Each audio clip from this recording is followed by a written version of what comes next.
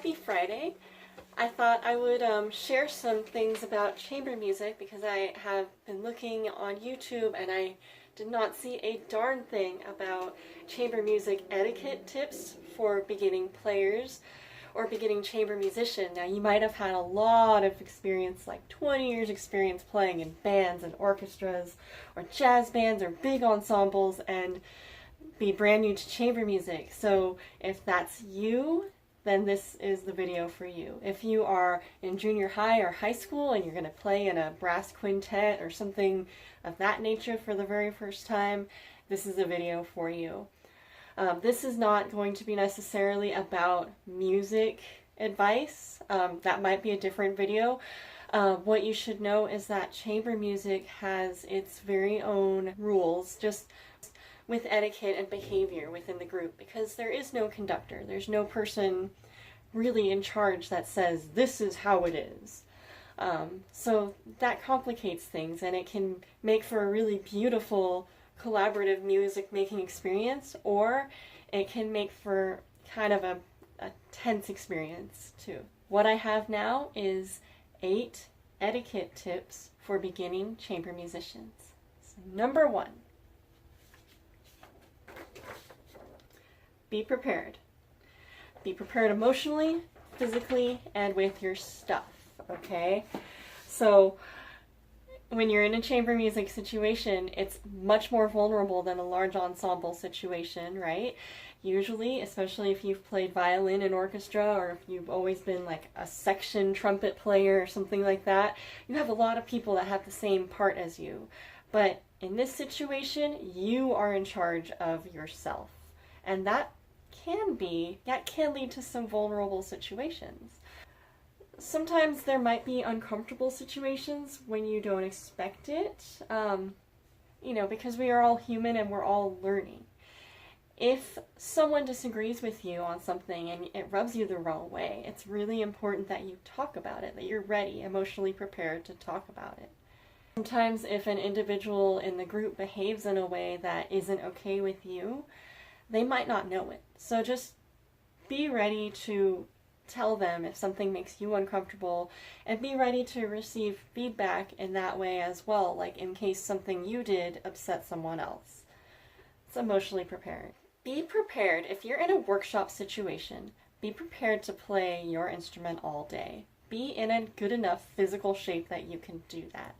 That doesn't mean you have to practice all day long. What I've done in the past is I've broken up my practice time. I'm lucky in the being a teacher in the summer, I can practice, for an hour here and then an hour there, like maybe 2 or 3 times a day. Be ready to play for that long because that might be what you're expected to do. If you're in a workshop situation where you get the music ahead of time, practice that music. Like really practice it. Don't, maybe just look at it once or twice ahead of time at least. I'm guilty of not having looked at music before the workshop and the group. I felt like I might have wasted some time with the group kind of explaining to me what's going on. So it's best, it's just polite if you have the choice.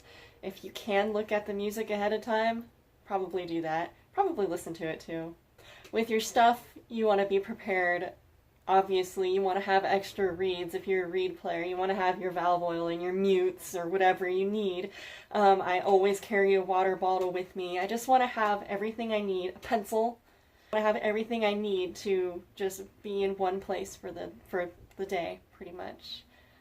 So that's being prepared with stuff. So my second etiquette tip for you in chamber music setting is to learn people's names. One time I was in a workshop where a woman called me Clarinet all day, and that was weird. I don't like being Clarinet. I like being Stephanie. It was especially weird because my name tag was on the stand. So I don't know, it rubbed me in a strange way, so I think it's best if you learn people's names. There are always name tags, and then maybe introduce yourselves at the very beginning of play, before you even sit down, before you play. If you don't know everyone in the room, just talk about yourselves. Talk about your life and where you play, and It's good to get to know the people you're making music with.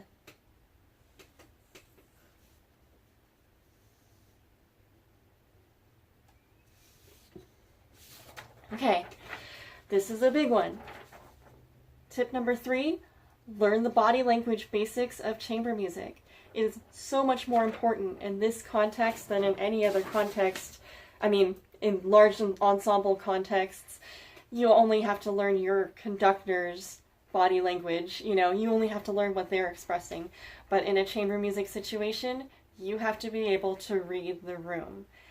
And depending on your role, if you are the lead trumpet player, if you're the flute player, if you're the first violin, you have to know how to start and stop the group, okay?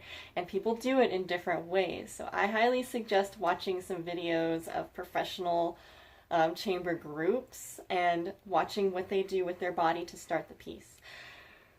Don't ever insult people by counting off like 1, 2, 3, 4, like that. Don't do that. We are way beyond that as chamber musicians. We know how to read the room. I see that a lot in older gentlemen ex-music teachers that start chamber music for the first time.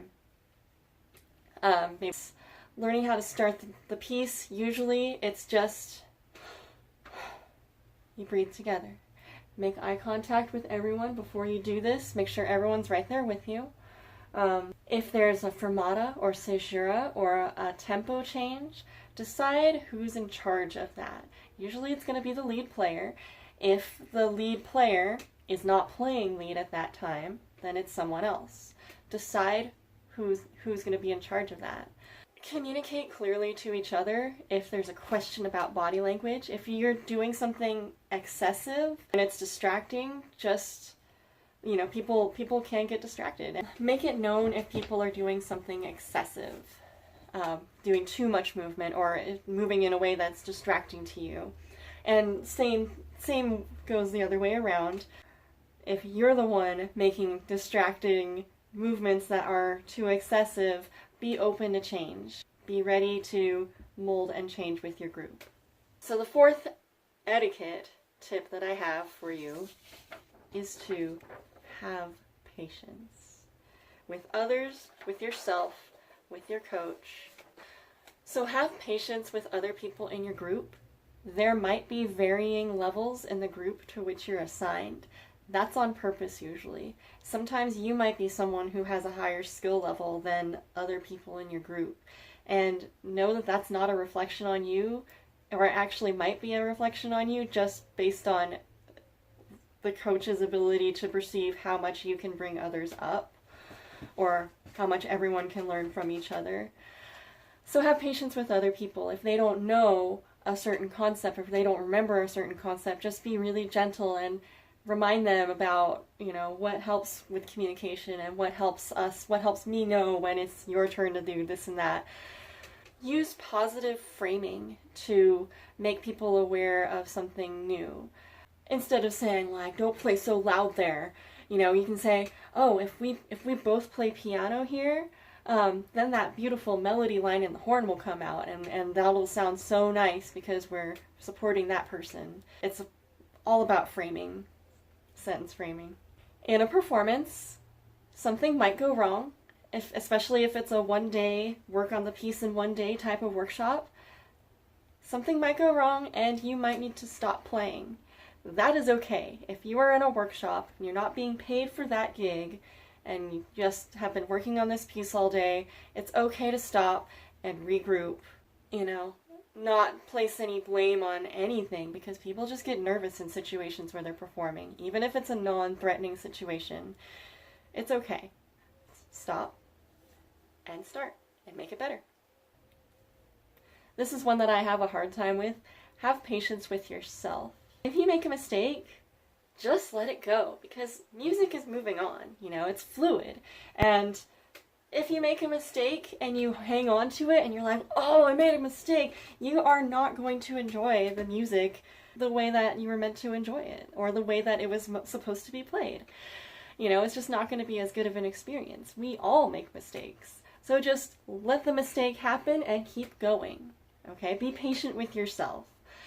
If you have something that you really wanted to work up and it was really, really technical and you still didn't work it up by the end of the day, just let it happen. It's okay. It's like really a treat that you get to see that part and experience that part anyway. That's what it's about. So this is also a really important one that a lot of people don't talk about. Be patient with your coach. There are different styles of coaches, and there are coaches that like to coach a lot and tell you lots of advice and give you all these great ideas, and there's coaches that don't maybe like to leave a little bit more to the group and just kind of be a sounding board. I have found over in my experience that I don't respond super well to over-coaching. I like it when I'm left to my own devices, especially as a trumpet player that often plays first parts in these situations.